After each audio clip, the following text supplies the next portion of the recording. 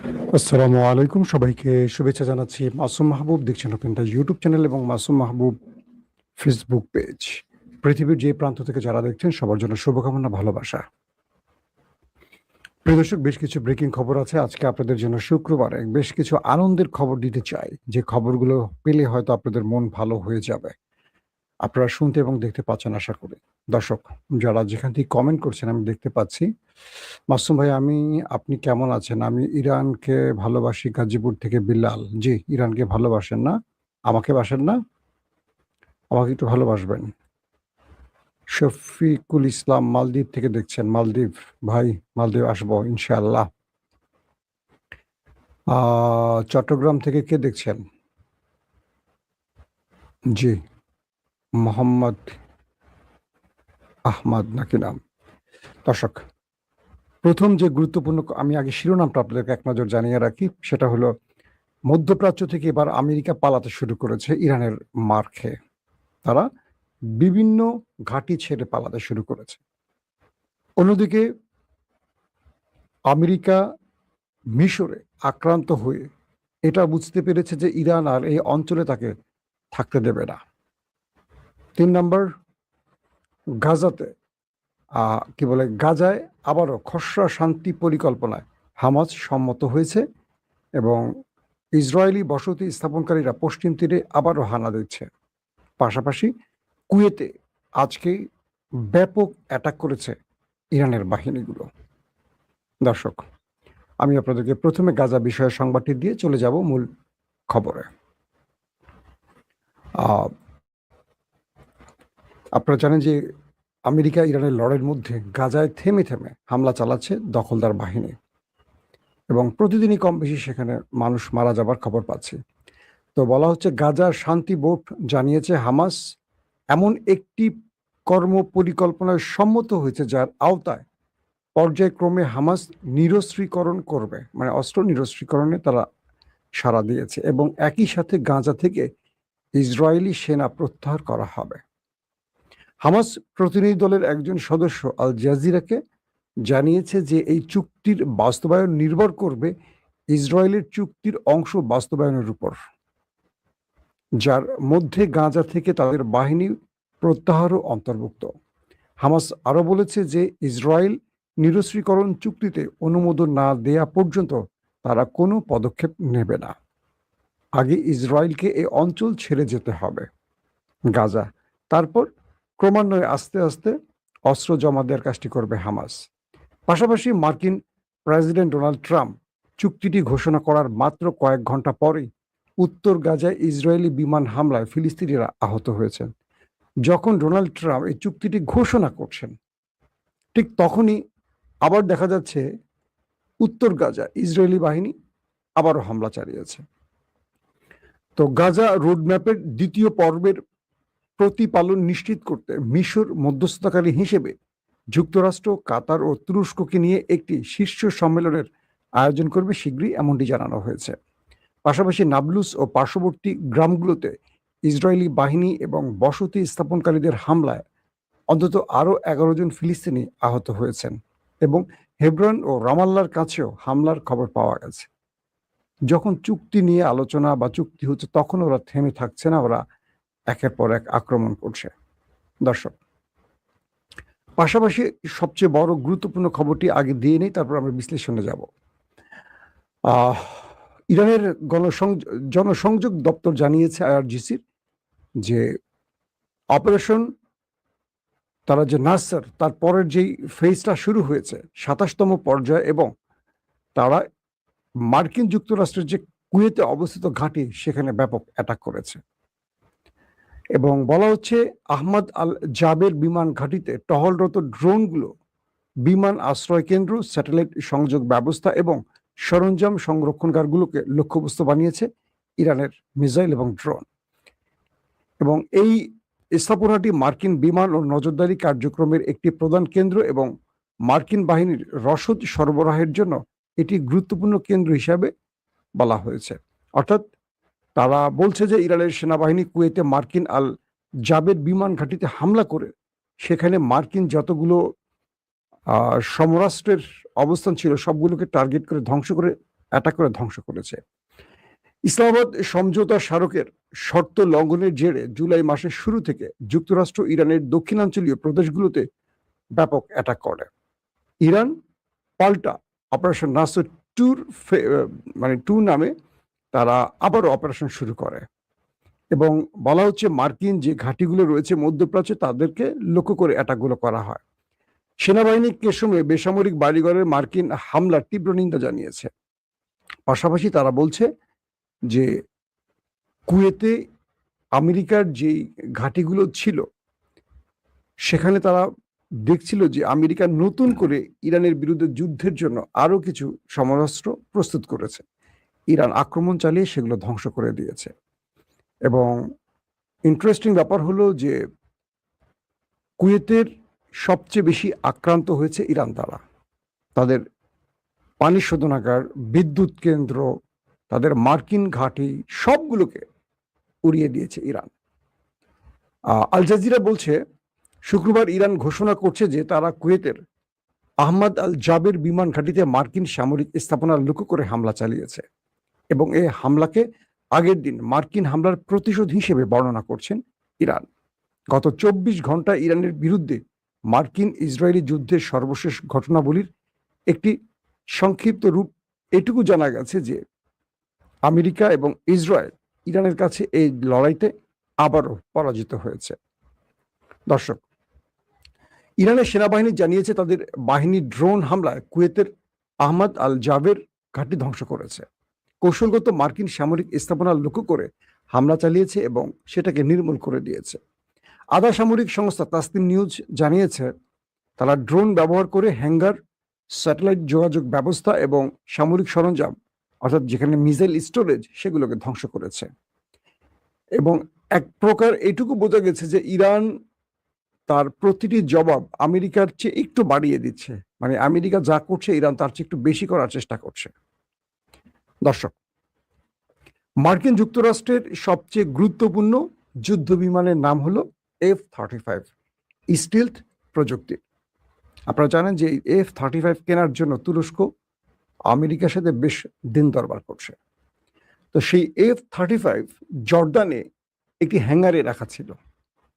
বলা হচ্ছে যে আমেরিকা ইরানের সাথে যুদ্ধবিরতি ঘটিয়ে নতুন করে প্রতিটি বেজে আবারও অস্ত্র আনার চেষ্টা করছিল। তাদের যেই সিস্টেমগুলো ইরান ধ্বংস করেছে, radar system, Patriot third system, প্রচুর সেনা হতাহত হয়েছে, সেখানে নতুন করে রিপ্লেস করা হচ্ছে সেনা। তো আমেরিকা কৌশলে পাকিস্তান এবং কাতারের মাধ্যমে ইরানকে প্রস্তাব দিয়ে 10-15 দিনের জন্য একটা প্ল্যান করেছিল যে এই সময়টা তারা যুদ্ধবিরতি ঘটিয়ে প্রতিটা সামরিক বেজে তারা আবার সংস্কার চালিয়ে ইরানের বিরুদ্ধে যুদ্ধ করবে। তো হঠাৎ করে ইরানের কাছে ইন্টেলিজেন্স তথ্য আসে যে জর্দানে বেশ কয়েকটা F-35 এসে জড়ো হয়েছে এবং এরা রিফুয়েলিং করে যে কোনো সময় ইরানে অ্যাটাক করবে।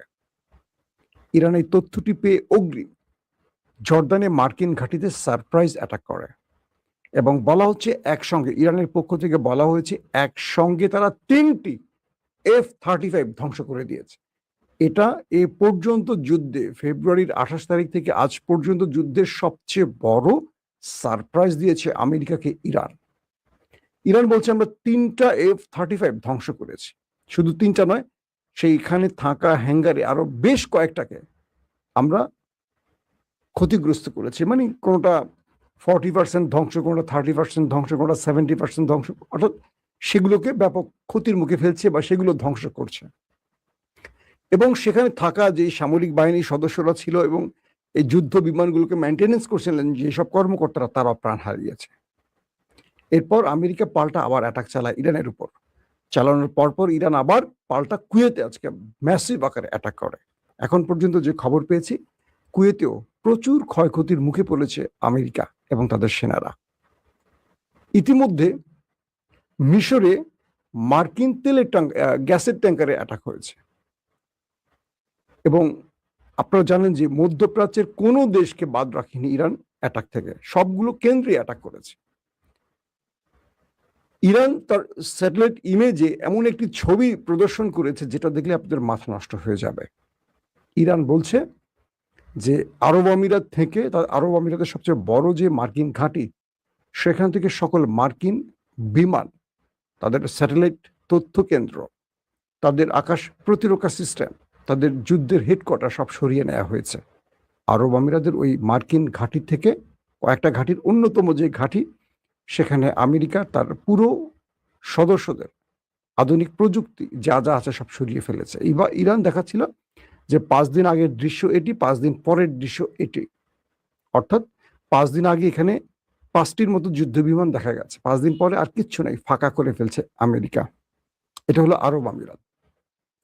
মধ্যপ্রাচ্যের সবচেয়ে বড় যে ঘাঁটি আল উদেদ, যেটা কাতারে অবস্থিত, সেই কাতারের আল উদেইদও ইরান ব্যাপক অ্যাটাক চালাবার পর একই তথ্যে ইরান বলছে যে আল উদেদ থেকেও মার্কিন সকল সিস্টেম সেনাবাহিনীরা পালিয়ে গেছে, সেখানে তারা নেই। অর্থাৎ ইরান যে লক্ষ্যে এগুচ্ছে সেই লক্ষ্যটা এখন বাস্তবায়ন হচ্ছে। কাতারের আল উদেদ থেকে তাদের যুদ্ধ বিমানগুলো সরিয়ে ফেলা হয়েছে। তাদের যেই সংখ্যা প্রায় 13,500-র মতো সেনাবাহিনী ছিল, তারাও সেখান থেকে পালিয়ে গেছে। একে একে আমেরিকা মধ্যপ্রাচ্য খালি করে পালাতে শুরু করেছে। জর্দানের বেস থেকেও পালিয়েছে তারা। এখন জর্দান, বাহরাইনের 5ম নৌ ঘাঁটি থেকেও অনেক সদস্য পালিয়ে গেছে, অনেক জিনিস সরিয়ে ফেলা হয়েছে। তার মানে মধ্যপ্রাচ্য থেকে আস্তে আস্তে ইরান পালাতে শুরু করেছে। মূলত ইরান এখন আসলে যে গেমটি করছে, এটা ট্রাম্প হতাশ হয়ে গেছেন। কালকে নেভাল অফিসে সাংবাদিকরা ট্রাম্পকে প্রশ্ন করেন, মধ্যপ্রাচ্যে আপনার বিজয়ের সম্ভাবনা কতটুকু? ট্রাম্পের চোখে মুখে আতঙ্কের ছাপ। ট্রাম্প বুঝতে পারেননি যে ইরান আমেরিকাকে এতটা সারপ্রাইজ দেবে। প্রথম যে যুদ্ধটা শুরু করেছিল ইসরায়েলের প্ররোচনায় আমেরিকা, 40 দিনের যুদ্ধ শেষে আমেরিকা বুঝতে পেরেছিল যে তারা এখানে পরাজিত হয়েছে। কিন্তু আবারও আমেরিকার ইসরায়েলপন্থী সেনা সদস্যরা এবং ইসরায়েলের চাপে পড়ে তিনি আবারও যুদ্ধে নেমেছিলেন, সিজফায়ার ভঙ্গ করে, অর্থাৎ ইসলামাবাদ চুক্তি ভঙ্গ করে। তখন তিনি ভিন্ন প্ল্যানে এগোবেন ভেবেছিলেন, কিন্তু ইরান আমেরিকার প্রত্যেকটি চাল অগ্রিম বুঝে তাকে ওভারট্রাম্প করছে। ধরেন, আমেরিকা বারবার বলছে ইরান আমাদের কাছে আসছে, একটা আলোচনা করতে চায়, সিজফায়ার চায়, কিন্তু আমরা কি দেখলাম? এটা পুরো মিথ্যা। কিভাবে মিথ্যা প্রমাণ হলো? আমেরিকার যুদ্ধ বন্ধ করলো কখন? যখন আমেরিকার গণমাধ্যমগুলো বলছে যে আমেরিকার অস্ত্রে টান পড়ে গেছে, প্রচুর সেনা হতাহত হয়েছে, সেখানে সেনাদের রিপ্লেস করা হচ্ছে, বাইরের থেকে ইউরোপ থেকে আনা হচ্ছে, প্রচুর অস্ত্র ইউরোপের ঘাঁটি থেকে আবার মধ্যপ্রাচ্যে আনা হচ্ছে। কারণ কি? তাহলে মধ্যপ্রাচ্যের অস্ত্রগুলো কোথায়? তার মানে ধ্বংস হয়ে গেছে, এটা কনফার্ম। তো আমেরিকা বলছে ইরান যদি আলোচনার টেবিল থেকে উঠে যায় তাদের বড় মাসুল দিতে হবে। আর কি করলো ইরান? কি করলো? ইরান নিজেই সারপ্রাইজ অ্যাটাক করলো। অর্থাৎ কোনো আক্রমণ ছাড়া ইরান নিজেই জর্দানে আক্রমণ করে F-35 গুলো উড়িয়ে দিল। কুয়েতকে এত ম্যাসিভ আকারে অ্যাটাক করলো যে কুয়েত এক প্রকার এখন কি বলবো যে ধোলাই খেলার মতো হয়ে গেছে। কুয়েত থেকেও আমেরিকার সেনারা পালাতে শুরু করছে। কুয়েত সরকার বুঝতে পারছে যে ইরানের সাথে পাঙ্গা নিয়ে তারা কি ভুল করছে। অন্যদিকে সৌদি আরব ইরাকে অ্যাটাক চালিয়ে ইরানের বেশ কয়েকজনকে হত্যা করে চারদিক থেকে এখন আক্রমণের শিকার হচ্ছে সৌদি আরব। এখন সৌদি আরবও বুঝতে পারছে এক ইরান গালফ কান্ট্রিকে পিটিয়ে সোজা করে ফেলছে। পাশাপাশি গালফে থাকা আমেরিকানরা এখন চোখে সর্ষের ফুল দেখছে, কারণ আমেরিকা এখন কোনোভাবেই ইরানকে সাহায্য করতে পারছে না, থামাতে পারছে না। ইরান আর আমেরিকার কথা শুনছে না, এখন তারা তাদের টার্গেট পাচ্ছে, অ্যাটাক করছে। সিআই সদস্যরা, মার্কিন গোয়েন্দা সংস্থার সদস্যরা বিভিন্ন জায়গায় আত্মগোপনে আছে, সেখানে ড্রোন গিয়ে হিট করে তাদেরকে উড়িয়ে দিয়ে আসতেছে। আমেরিকা বলছে, পেন্টাগন বলছে যে আমাদের যুদ্ধ বিমানগুলোর মানে যে কোডে বা যে সিস্টেমে আমরা গোপন গোপন জায়গায় রাখছি, ইরান এই তথ্য পাইলো কোথায়? এই তথ্য ইরানের কাছে আসলো কোথায়? আমরা কখন কোত্থেকে কোন ইউরোপের ঘাঁটি থেকে গোপনে আমাদের যুদ্ধ বিমানগুলো এনে জমা করছি, ডিটেল তথ্য ইরানের কাছে পৌঁছচ্ছে কি করে? এবং ইরান নিখুঁতভাবে অ্যাটাক করছে এবং এই অ্যাটাকগুলো তারা ইন্টারসেপ্ট করতে পারছে না। অর্থাৎ আমেরিকা তার প্রতিরক্ষা ব্যবস্থার এত দুর্গতি, ইরানের মিসাইল এবং ড্রোনগুলোকে তারা ইন্টারসেপ্ট করতে পারছে না। ইরান তার ঘরে বসে একটা ড্রোনকে বা একটা মিসাইলকে নেভিগেশন অন করে, জিপিএস অন করে যেই টার্গেট বলে দিচ্ছে সেই টার্গেটে হিট করে ধ্বংস করে চলে আসছে। পৃথিবীর সবচেয়ে বড় প্রযুক্তির, উন্নত প্রযুক্তির মালিক আমেরিকা এখন ইরানের কাছে পরাজয় ছাড়া কিছু দেখতে পাচ্ছে না। উল্টো মধ্যপ্রাচ্যের ঘাঁটি ছেড়ে এখন তারা পালাতে শুরু করেছে। তার মানে কি বুঝতে পারছেন? আরবরা বুঝতে পেরেছে যে ইরানের সাথে আমেরিকা পারছে না। আরবরা বুঝে গেছে। এখন আমেরিকা নিজেই পালানো শুরু করছে আরবদেরকে ছেড়ে, যে আরবদেরকে রক্ষার নামে আমেরিকা এসে পেট্রো ডলারগুলো পকেটে নিয়ে বাড়ি চলে যেত। আজকে আরবরা দেখলো এটা। আবার দেখবেন আরবরা এখন ইরানের কাছে এসে বলবে আমরা চুক্তি করতে চাই। সৌদি আরব তার বিশ্বাসঘাতকতা শাস্তি পাচ্ছে। তার তেলকূপগুলোকে একটার পর একটা জ্বালিয়ে দিয়েছে হুতি এবং ইসলামিক রেজিস্ট্যান্স। কেমন লাগে এখন? তুমি ইরানের সাথে মানে আলোচনা করছো, চুক্তি করতে চাও, আবার আমেরিকার সাথে সম্মিলিত হয়ে অ্যাটাক করছো। তুমি হুতিদের উপর বা ইয়েমেনে অ্যাটাক করছো। তুমি পারলে ইরানের সাথে পাঙ্গা নাও। তোমার আব্বা আমেরিকায় তো পাঙ্গা নিয়ে এখন পালানোর চেষ্টা করছে।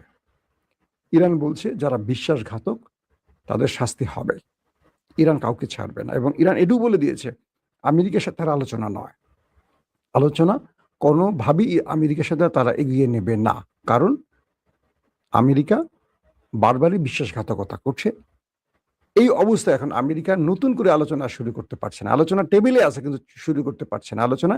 ইরান তাদেরকে আর বিশ্বাস করছে না, কারণ আমেরিকা যা বলে তা করে না, আর যা করে তা বলে না। প্রত্যেকে ভালো থাকবেন। আল্লাহ হাফেজ।